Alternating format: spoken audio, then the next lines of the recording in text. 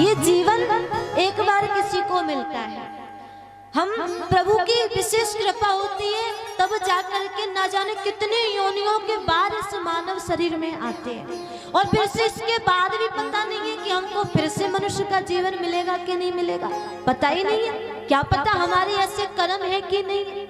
इसीलिए कुछ जिंदगी में ऐसा करके जाओ कि जीते जी तो सभी आपके मुंह पे आपकी बढ़ाई करते होंगे। आप बच्चे नहीं है फिर भी छोटी मोटी बढ़ाई भी लोग करते होंगे। कुछ करनी ऐसी करके जाओ कि जब आपकी मृत्यु हो तब रोते रोते चार लोग ये बोले बड़ा भला आदमी था, बड़ा अच्छा आदमी था। कुछ करनी ऐसी करके जाओ। आपके सामने आपको लोग याद करते ये बड़ी बात नहीं है। आप लोगों के घरों में रह रहे ये बड़ी बात नहीं है। जिस दिन आप लोगों के दिलों में रहने लग जाओगे ना वो बहुत बड़ी बात होगी। घरों में रहना बड़ी बात नहीं है।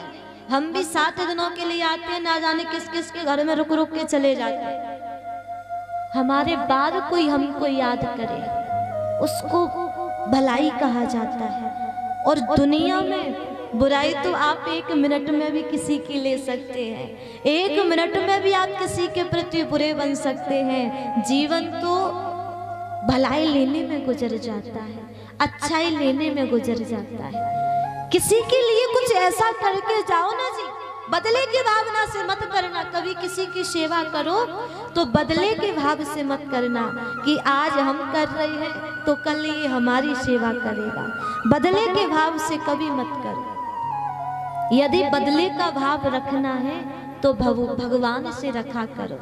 आप इंसान की सेवा करेंगे तो आपके लिए प्रभु स्वयं सेवक बनकर के किसी ना किसी के रूप में आएंगे। वो स्वयं आपकी मदद करने के लिए आएंगे। आप किसी के ऐसे सहायक, और सहायक भी उसी के बना करो जिसको सहायता की आवश्यकता होती है, जिसको आपके सहारे की जरूरत होती है ना जी, उसी की सहायता किया करो। आप किसी नदी में जाकर के 2-4 बाल्टी जल डाल आओ तो वो नदी आपसे धन्यवाद बोलेगी क्या? क्योंकि उसके पास तो पहले से जल पर्याप्त है, वो पहले ही जल से परिपूर्ण है। वो आपको धन्यवाद नहीं करेगी।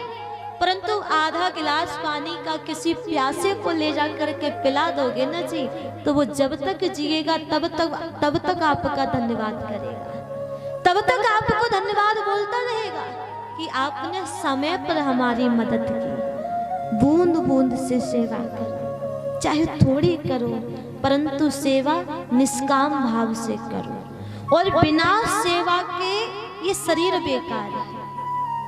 सेवा तो किसी ना किसी की लेनी ही चाहिए। चाहे किसी संत की सेवा लो, चाहे किसी ब्राह्मण की सेवा लो। अतिथि देवो भव, अपने मेहमान की सेवा लो। और तो और गौ माता की सेवा ले लिया करो।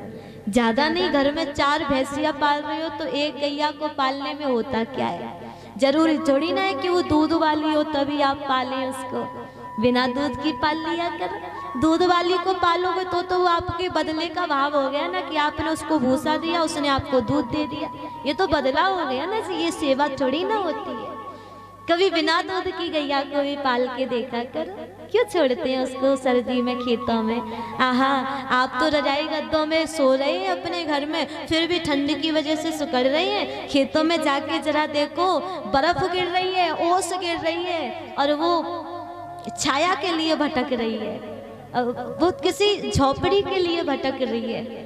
आपके घर में कम्बल ऐसे ही पड़े रहते हैं, शॉल ऐसे ही पड़ी रहती हैं, तो किसी गैया को सर्दी में तड़पती हुई देखो तो उसको उड़ा दिया करो। क्या जाता है? कभी दान करने से धन घटता है क्या? जाता क्या है आपका? एक कम्बल लपेट दिया करो तो उसके प्राण बच जाया करेंगे, उसकी जान बच जाया करेगी। आपके घर में ऐसे ही 4-4, 5-5 रोटियां एक्स्ट्रा बन जाती हैं तो उनको कुत्तों को ना खिलाते हुए, ऐसे ही ना फेंकते हुए, अपने गोबर में ना डालते हुए किसी गैया को खिला दिया करो तो उसके पेट में जाया करेगी, उसका पेट भर जाया करेगा। जरूरी थोड़ी ना है कि हम बड़े बड़े यज्ञ करें, जरूरी तो नहीं है ना जी। आपकी थोड़ी सी सेवा भी किसी की जान की कीमत को बढ़ा सकती है।